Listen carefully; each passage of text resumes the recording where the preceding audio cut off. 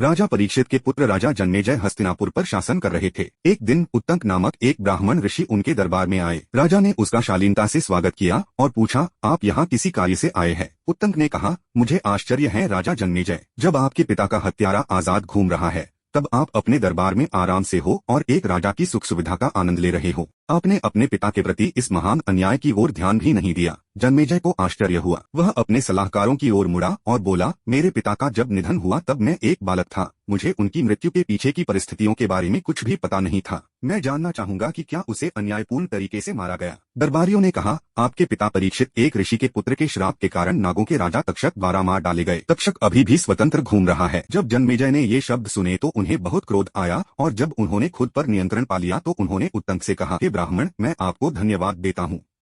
आपने मेरे ध्यान में यह बड़ा अन्याय लाया है। मुझे तुरंत इस अहंकारी तक्षक से बदला लेना चाहिए। मुझे बताओ वह कौन सा साधन है जिससे मैं यह कार्य पूरा कर सकूंगा। उत्तंक ने उत्तर दिया, पुराणों में एक महान यज्ञ का उल्लेख मिलता है। यह सर्पयज्ञ है। आयोजित किया जाता है तो मंत्रों द्वारा नामित सांप शक्तिहीन हो जाएंगे और यज्ञ की आग में गिरने के लिए प्रेरित होंगे।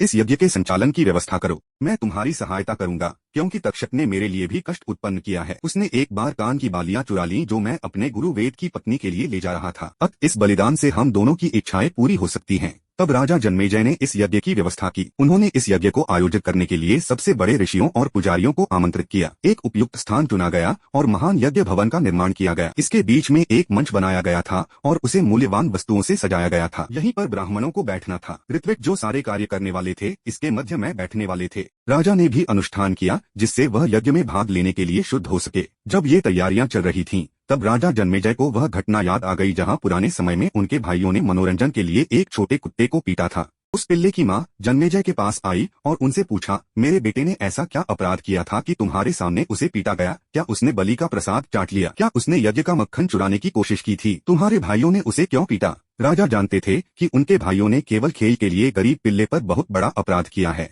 इसलिए उनका सिर शर्म से झुक गया। तब पिल्ले की माँ ने उन्हें श्राप देते हुए कहा, चूंकि तुम्हारे भाइयों ने मेरे निर्दोष पिल्ले को प्रताड़ित किया है, इसलिए तुम भी जो सबसे बड़ा काम शुरू करोगे वह अधूरा रह जाएगा। यह श्राप याद आया और वह बहुत चिंतित हो गए। फिर उन्होंने अपने रक्षकों को आदेश दिया कि उनकी अनुमति के बिना किसी को भी यज्ञशाला में जाने न दिया जाए। महान यज्ञ प्रारंभ हुआ। जैसे ही उन्होंने उपयुक्त मंत्रों का जाप किया और घी को आग में डाला, इन मंत्रों की शक्ति से प्रेरित होकर सांप दुनिया भर से इकट्ठा होने लगे। वहाँ सभी आकृतियों और आकारों के सांप थे। उनमें से कुछ इमारतों जितने बड़े थे, कुछ कीड़े मकोड़ों जितने छोटे थे। जैसे ही पुजारी प्रत्येक सांप को नाम से बुलाते थे और घातक शब्द कहते थे, सांप आग में गिर जाते। इस भव्य यज्ञ के आयोजन को देखने के लिए कई अन्य महान ब्राह्मण उपस्थित थे। बलिदान कई दिनों तक जारी रहा। हजारों की संख्या में सांप आग की लपटों में जलकर मर रहे थे। इसी समय अस्तिका नाम का एक ब्राह्मण यज्ञ देखने आया। यज्ञ पूरा होने वाला था। राजा ने अपने अतिथि का स्वागत किया और कहा, हे ब्राह्मण, आपकी सापेक्ष युवावस्था के बावजूद आपका अस्तित्व ज्ञान से जगमगा रहा है। मैंने शपथ ली है कि एक ब्राह्मण जो भी चाहेगा मैं उसे प्रदान करूंगा। जो चाहो मांग लो। इस समय मुख्य पुजारी ने हस्तक्षेप किया और कहा, हे राजा, बलिदान अभी पूरा नहीं हुआ है। तक्षक जिसका विनाश आप चाहते थे अभी भी जीवित है। ब्राह्मणों को उपहार देना शुरू करने से पहले उसके आग में गिरने तक प्रतीक्षा करें।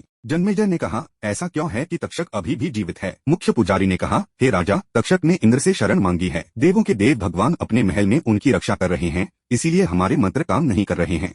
राजा ने कहा, तब मंत्र का उच्चारण इस प्रकार करो कि तक्षक को इस अग्नि में गिरने के लिए प्रेरित किया जा सके। तब मुख्य पुजारी ने एक शक्तिशाली मंत्र का आह्वान किया। आह्वान की शक्ति इतनी थी कि इंद्र और तक्षक दोनों एक दूसरे से बंधे हुए यज्ञ अग्नि में गिरने लगे। जब इंद्र ने देखा कि उनके मित्र की मृत्यु निश्चित है तो उन्होंने तक्षक को जाने दिया और खुद को बचाने का फैसला किया। तब तक्षक अकेला आग में गिरने लगा। इस समय अस्तिक ने कहा, यही वह वरदान है जो मैं आपसे चाहता हूँ। आप इस समय यज्ञ बंद कर दें। आप अपने पिता की मृत्यु का बदला लेने के लिए पहले ही लाखों सांपों को मार चुके हो। मैं एक ब्राह्मण हूँ, लेकिन मेरी माँ जरत्कारु नागों में सबसे प्रमुख वासुकी की बहन है। उसने मुझे आपके बलिदान को रोकने और अपने रिश्तेदारों को बचाने के लिए यहाँ भेजा है। ब्रह्मा जी की भी यही इच्छा है कि आप इतने सारे दुष्ट सर्पों को मारकर ही संतुष्ट रहे। जो सांप अभी भी बचे हुए हैं नष्ट होने के योग्य नहीं हैं। उनकी जान बख्श देने से ही आपकी महिमा बढ़ेगी। राजा जन्मेजय ने विरोध किया। इस बिंदु पर व्यास ने उनसे बात की और उन्हें अस्तिक के अनुरोध को स्वीकार करने की सलाह दी। इस प्रकार ऋषि की सलाह पर, जिनके प्रति उनके मन में बहुत सम्मान था, राजा ने बलिदान समाप्त करने का आदेश दिया।